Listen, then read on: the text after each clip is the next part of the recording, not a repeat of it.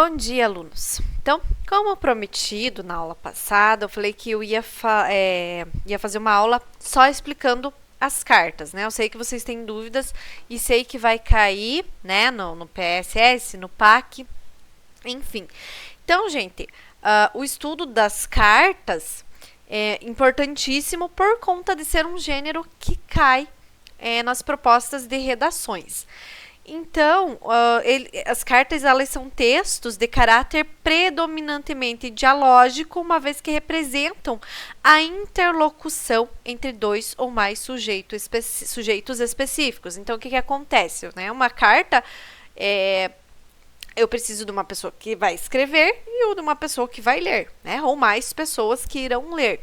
Então, isso a gente chama de interlocução, tá? Então, nós vamos começar para a gente iniciar o estudo aí dos gêneros de cartas, será analisado o exemplo de uma carta argumentativa. Então, primeiro que a gente vai ver aqui, que a carta argumentativa, ela enfoca o propósito de um texto, ou seja, ela diz respeito às cartas que têm o objetivo de persuadir e convencer o interlocutor a aderir ao ponto de vista defendido pelo autor. Então, esse propósito ele é geralmente característico de gêneros da carta aberta, da carta manifesto e da carta do leitor, tá? Mas então a carta argumentativa, gente, é um texto elaborado com o propósito de defender um ponto de vista. Já falamos várias vezes sobre o ponto de vista, já sabem, né? O que é tese, o que é ponto de vista, o que é opinião, que é tudo a mesma coisa, tá? E argumentativa, porque a gente usa de argumentos para defender esse ponto de vista sobre esse determinado assunto por meio de argumentos convincentes a fim de persuadir o interlocutor, né, importantíssimo aqui o interlocutor, ou demovê-lo do ponto de vista por ele defendido e que o autor da carta considera equivocado. Então, argumentativo, né, eu tenho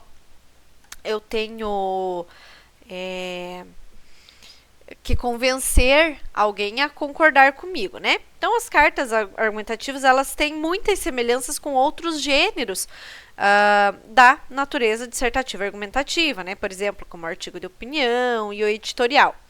Então, gente, nesses gêneros, apresenta-se uma tese, ou seja, a ideia principal a ser desenvolvida no texto, seguida de uma argumentação consistente que sustenta esse ponto de vista e uma conclusão, reafirmando o objetivo do texto e sugerindo ações ou expondo uma expectativa em relação ao interlocutor, tá? Então, tanto em cartas quanto em textos dissertativos argumentativos, deve sempre ter uma exposição coesa e coerente de todo o raciocínio do autor por meio de uma linguagem, obviamente, né, clara e com certeza adequada à norma padrão, tá?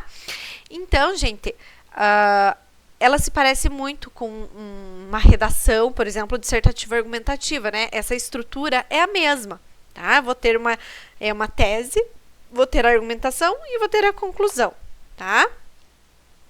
Adiante aqui.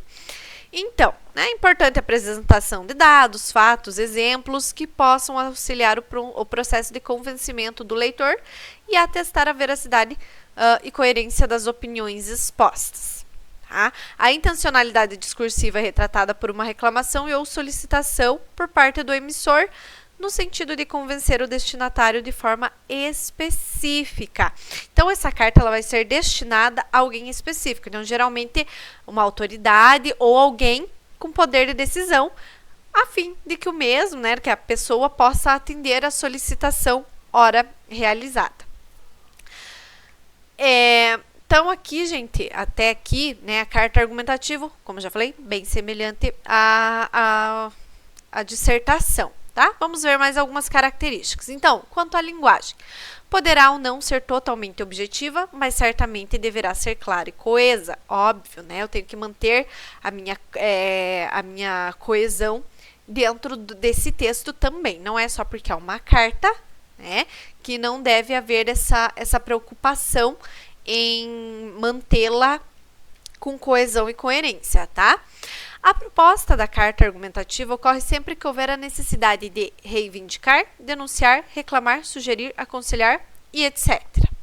Tá? Então, pode haver inúmeros motivos para se escrever uma carta argumentativa. Então, quanto à estrutura, ela compõe-se dos seguintes elementos. Então, local e data, né? Essa estrutura, então, né?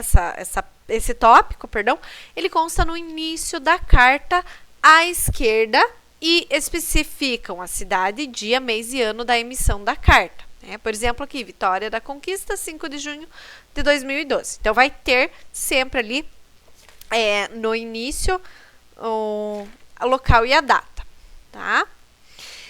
Depois disso, gente, vem o vocativo. Tá? Então, o vocativo, ele apresenta o tratamento adequado ao receptor. Né? Então, coloquei lá a data, no local e a data, tem o vocativo, né? Por exemplo, excelentíssimo senhor ministro, ou prezado senhor magnífico reitor, ilustríssimo diretor. Então, o vocativo, que a gente está direcionando com quem é o nosso interlocutor, com quem que a gente está falando, tá? Depois desse vocativo, que indica para quem a gente está falando isso, vem o corpo do texto, ou seja, o assunto. Tá? Então, no parágrafo inicial, coloca-se o assunto e a finalidade da carta de modo objetivo e direto. Então, não é um texto que fica dando muitas voltas, tá? É um texto mais objetivo e direto. Depois desse primeiro parágrafo, segue a explicitação do que foi exposto. Né? Então, aqui, nessa parte, vocês vão escrever os argumentos consistentes para convencer o receptor. Depois disso, temos a despedida. Tá? Depois que eu escrevi lá, coloquei os meus argumentos, a minha tese, meus argumentos e a conclusão. Tá? Depois disso, a gente tem a despedida. Sempre cordial, tá? Então, em uma carta de solicitação, ela é afetuosa para manter uma interlocução mais afetiva com o receptor. Na certeza de sermos atendidos, agradecemos, tá? Contando com seu pronto atendimento, esperando contar com sua compreensão, no aguardo de sua resposta, desde já agradeço e etc. Tá? Então, a gente pode se despedir usando um desses exemplos. E, no final, a assinatura. Tá? Consta o nome completo do emissor, seguido de sua identificação profissional. E como que a gente vai escrever? Qual a linguagem correta para a gente escrever uma carta argumentativa? Então, usa-se a linguagem do consenso, em geral, impessoal, clara e objetiva, mas pode variar muito dependendo da situação e dos interlocutores. Tá? Há o predomínio ou da primeira ou da terceira pessoa, né? Uma coisa que difere aí da redação dissertativa argumentativa, que sempre vai ser na terceira pessoa. A carta ou é na primeira ou é na terceira pessoa, tá? E pode ser misturado, tá? Acontece isso. As formas verbais estão geralmente no presente do indicativo e às vezes no imperativo, tá? Como a gente vai estar pedindo alguma coisa, enfim, né? Vai estar no imperativo. Eu vou mandar para vocês, vou deixar aqui, gente, no WhatsApp, o exemplo de uma carta argumentativa para vocês lerem, tá? Eu não vou ler aqui em videoaula, senão vai ficar muito extensa a nossa aula, tá? Agora sim, gente, a carta do leitor. Tá? A carta do leitor, ela se caracteriza por apresentar a opinião de um leitor a respeito de um texto publicado em um veículo de comunicação específico. Então, eu estou na minha casa, eu li um artigo lá de uma revista, ou li uma notícia, quero manifestar a minha opinião sobre esse assunto. Então, eu vou escrever uma carta destinada aos editores da revista, tá? Pode ser produzida, então, em resposta a uma notícia, uma reportagem, um artigo, um editorial, etc.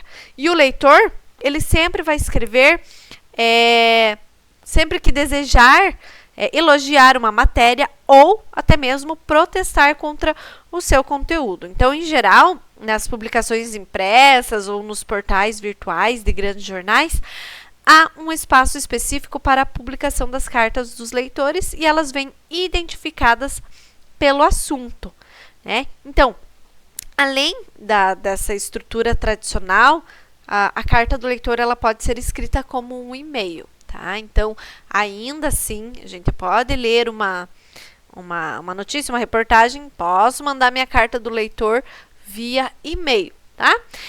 Então, as características. O leitor é quem escreve expressando opiniões, favoráveis ou não, né?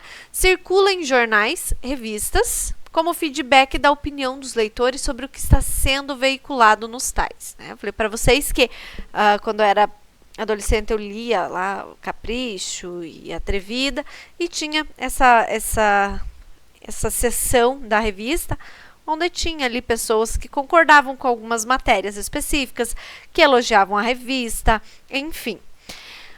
É produzido com a finalidade de discutir uma matéria, né? Acrescentar, retirar, dar opinião. Pode-se usar tanto a primeira pessoa do singular, né, o eu, quanto a primeira pessoa do plural. O que é preciso para escrever? Especifique o assunto e seja breve. Então, a carta do leitor ela é bem mais curtinha do que as outras cartas. Tá? Trace previamente o objetivo da carta. Né? Se é opinar, se é sugerir, se é debater, se é refletir. Né? Primeiro, pense nisso. E depois, escreva um texto curto, preciso, objetivo e em linguagem clara. Não é só porque você vai dar a tua opinião favorável ou contra que você pode usar palavras de baixo calão, né? Então, nunca use palavras de baixo calão, ofensas, ataques pessoais, pois a sua carta não será publicada, tá? Redija com muito cuidado e revise antes de enviar a sua carta. O que acontece, né? Às vezes acontece da pessoa escrever com muitos erros ou um erro muito grosseiro, enfim, eles reformulam, tá? Eles corrigem esses erros e daí que eles vão publicar. Então, vamos fazer aqui a leitura de uma carta do leitor. Mesmo esquema, ó. Local e data. Florianópolis, 18 de maio de 2015. Prezado senhor Silva. Como leitor assíduo da revista Saúde, em primeiro lugar, venho agradecer o benefício que os artigos publicados vêm proporcionando à minha família. Muitas das dicas fornecidas conseguimos colocar em prática e, dessa forma, melhorando consideravelmente nosso bem-estar. No último número da revista, lemos uma matéria sobre os perigos que o excesso de sal na alimentação pode provocar à nossa saúde. É fato que já tínhamos algum conhecimento sobre o assunto, porém não em detalhes. Como nossa família está sempre em busca de uma vida mais saudável, desejamos também colocar em prática algumas dessas dicas. Ocorre que o sal já faz parte de nossas vidas há tempos e não se encontram com tanta facilidade receitas que não o utilizem. Sendo assim, solicito a gentileza de, se puderem, publicar receitas de pratos onde possamos substituir o sal por outras ervas ou condimentos que não prejudiquem a nossa saúde. Atenciosamente, leitor. Aqui, então, gente, a pessoa não colocou o nome aqui, mas geralmente se coloca o nome. Essa pessoa falou ali, elogiou, vem agradecer o benefício que os artigos publicados vêm proporcionando. Então, elogiou, falou que leu a matéria e pediu aqui para eles publicarem receitas que não usem o sal, que usem outros temperos. Olha, gente, como é fácil. Ele leu lá a matéria, ele deu a opinião dele ali, né? E deu uma dica e elogiou a revista.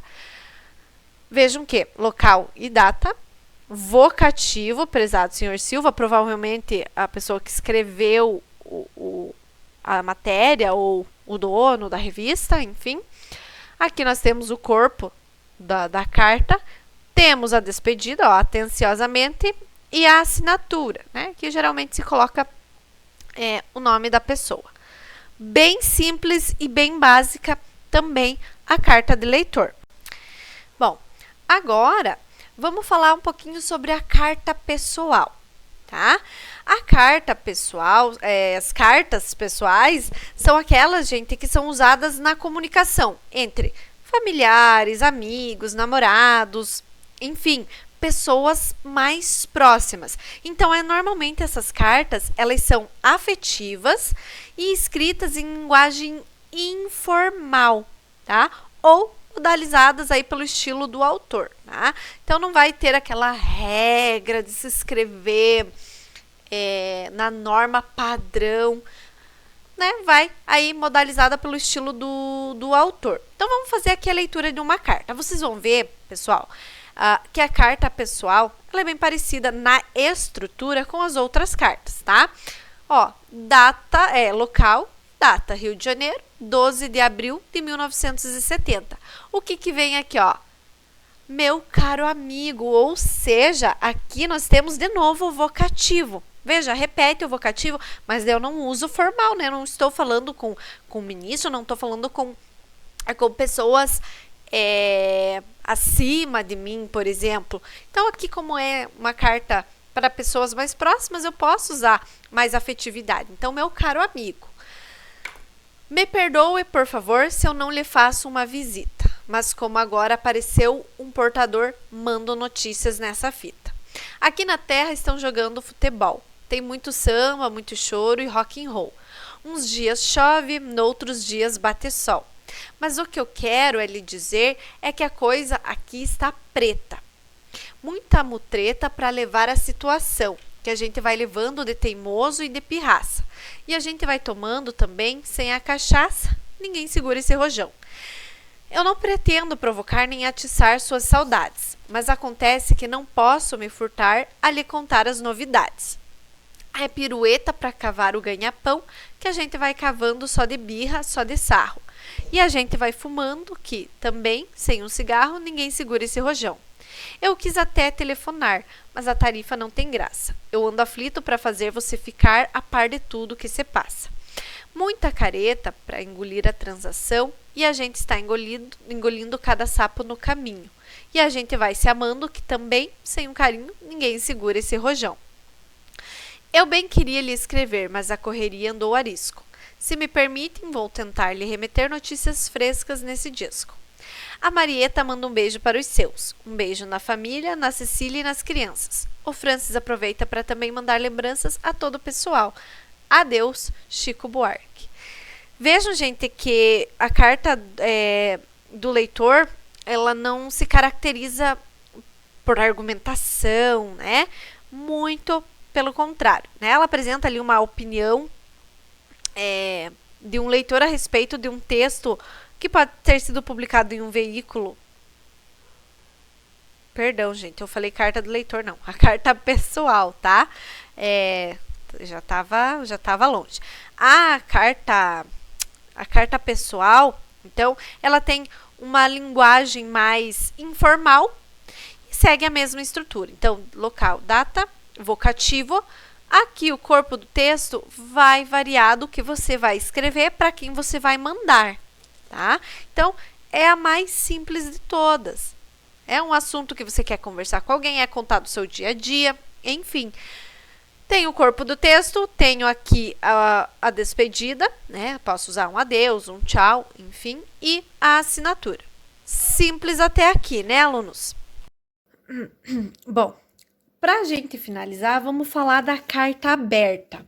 A carta aberta, gente, ela é um texto que, embora seja dirigido a um destinatário específico, ela é de domínio público. E, normalmente, ela tem por objetivo discutir um problema que interfere na vida de uma coletividade, além de visar a adesão de pessoas ou grupos que podem assinar o texto, endossando o ponto de vista dos autores. Então, a carta aberta ela é dirigida a alguém em específico, tá?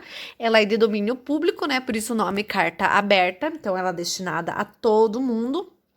E o objetivo dela é discutir um problema que interfere na vida de uma coletividade. Então, seja do bairro, seja da cidade, seja do estado, seja do país, enfim, tá? Então, é escrita essa carta aberta e tem a finalidade também de fazer com que pessoas ou grupos assinem o texto, né? Endossando, dando mais credibilidade, entre aspas, não credibilidade, mas mostrando, né, o apoio maior da população. Então, pode ser produzida por um remetente específico ou um grupo de pessoas que, reunidas em associações da sociedade civil, manifestam interesse em denunciar ou solucionar um problema que as afeta. Então, pode ser escrito só por uma pessoa ou por várias pessoas, tá? Por um grupo ali do bairro, por exemplo, ou grupo do estado, enfim, tá? As cartas abertas, gente, antigamente elas eram distribuídas à população, assim como os panfletos, né? Então, era entregado como um panfletinho. Atualmente, né, hoje em dia, nós temos aí várias redes sociais, né, internet, então a carta ela circula pelos meios digitais, tá? Então, vamos fazer aqui a leitura de uma carta aberta para a gente conhecer melhor as características desse gênero. Vejam que ela não vem iguais às outras cartas, que eu tenho a data, o local. Não, aqui eu tenho o título, né? Carta aberta à população brasileira. O Brasil vem apresentando anualmente índices consideráveis de acidentes e doenças do trabalho. Dados oficiais relativos ao período de 2010 a 2014 revelam a ocorrência média anual de 710 mil acidentes de trabalho e de doenças do trabalho, que resultaram em 15 mil incapacitações permanentes e 2.800 mortes. Ou seja, ocorre um acidente do trabalho a cada 44 segundos, uma incapacitação permanente a cada 30 minutos e uma morte a cada 3 horas nos locais de trabalhos em nosso país. E esses números seriam ainda maiores caso fossem considerados os trabalhadores autônomos, os profissionais liberais e também os casos de subnotificações, quando o empregador não informa a ocorrência do acidente ou adoecimento. Tais acidentes, além da tragédia familiar, que representa o trabalhador e sua família, com a perda do ente querido, de renda familiar e de capacidade produtiva dos que ficam com sequelas, também tem um importante impacto nas contas orçamentárias da União, com despesas elevadas para o Sistema Único da Saúde e com os benefícios providenciários, assim como representa despesas e gastos para os empregadores por conta de eventuais dias parados, perda de produtividade e ações de ressarcimento. Estima-se que esses gastos e despesas relacionados a acidentes e doenças do trabalho atinjam 4% do PIB, conforme projeções da OIT, o que totalizaria, somente em 2016, valores superiores a 200 bilhões de reais. Dessa forma, seja pelo aspecto social, com perdas de vidas irrecuperáveis, ou financeiro, com altos custos ao país, se faz necessária e urgente a adoção de uma forte e robusta cultura em prevenção de acidentes e doenças ocupacionais, com a consequente criação de ambientes seguros e sadios. O Ministério do Trabalho, juntamente com os demais parceiros institucionais, lançou no mês de abril a Campanha Nacional de Prevenção de Acidentes do Trabalho, cujo tema é Conhecer para Prevenir. Faz-se necessário que todos conheçam as questões que envolvem os acidentes e doenças do trabalho, contribuindo para as ações para sua prevenção, mesmo porque todos participam dos prejuízos com o pagamento de seus impostos. As consequências de acidentes e adoecimentos do trabalho são repartidas por todos os brasileiros. Um ambiente de trabalho seguro e sadio é direito de todos e dever de cada um. Acidentes e doenças do trabalho. Conheça, previna-se. Procure orientação. 28 de abril, Dia Mundial da Segurança e Saúde no Trabalho, Dia Nacional em Memória às Vítimas de Acidente do Trabalho. Aí aqui tem a assinatura, ó, Coordenação Geral de Fiscalização e Projetos, Departamento de Saúde e Segurança no Trabalho, Secretaria de Inspeção do Trabalho, Ministério do Trabalho. Então, aqui várias instituições aí fizeram parte dessa carta aberta, tá? Então, gente, nessa carta aberta aqui, que é endereçada a toda a população brasileira e que foi divulgada pelo Ministério do Trabalho, os autores eles têm por objetivo divulgar a criação de uma campanha de prevenção de acidentes de trabalho. Para isso, ali nos primeiros parágrafos, a carta identifica o problema que pretende apontar e discutir, certo? Em seguida, como forma de argumentar a favor da relevância da campanha, apresenta-se os números das ocorrências de acidentes de trabalho. Então, uma maneira aí de argumentar, tá? Que podem afastar temporariamente o trabalhador, incapacitá-lo permanentemente ou ainda causar a sua morte, ressaltando a necessidade de se conhecer as formas de prevenção para poder utilizá-las e diminuir as estatísticas, tá? Essa carta que a gente leu é dirigida à população em geral, tá? Mas também são comuns cartas abertas dirigidas às autoridades. Aqui ela é direcionada a toda a população, mas muitas são dirigidas às autoridades. Então, quando a gente vai escrever uma carta direcionada ao presidente, direcionada ao promotor, direcionada, enfim, a alguém, alguma autoridade, é necessário que a gente use pronomes, né, e as formas de tratamento adequados. E como podem ser escritas por uma única pessoa ou por um grupo com interesses em comuns, é aceitável o uso da terceira pessoa ou da primeira pessoa do singular ou do plural, tá? Aqui, gente, tem que ser uma linguagem formal e deve estar de acordo com a norma padrão, porque é endereçada a todos os brasileiros ou é endereçada a uma autoridade, então, norma padrão da língua, tá? Vale também observar, gente, que embora essas sejam cartas, textos desse gênero têm uma estrutura um pouco distinta da estrutura das cartas tradicionais. Então, aqui, gente, elas apresentam um título informativo, né? Voltando aqui, tem um título, a carta aberta à população brasileira, que identifica o gênero do texto, então, carta aberta, né? Já tem até ali o gênero do texto. Temos também o destinatário e o assunto tratado, tá? Pode ser que contenha ou não um vocativo. Então, aqui, se fosse uma carta aberta a uma autoridade, né? Então, senhor excelentíssimo. A gente começa com o vocativo logo depois aí do título. Também não é obrigatório, como eu falei, que tenha um local e data. Né? Se precisar, colocar no final, né? Elas devem aparecer no fim do texto, antes das assinaturas. Então, esse foi um exemplo de carta aberta. Pessoal, espero que vocês tenham entendido a diferença entre esses tipos de cartas. É necessário que vocês entendam, mas é necessário também que vocês leiam outros exemplos desses gêneros para ficar mais claro na cabeça de vocês. Tá certo?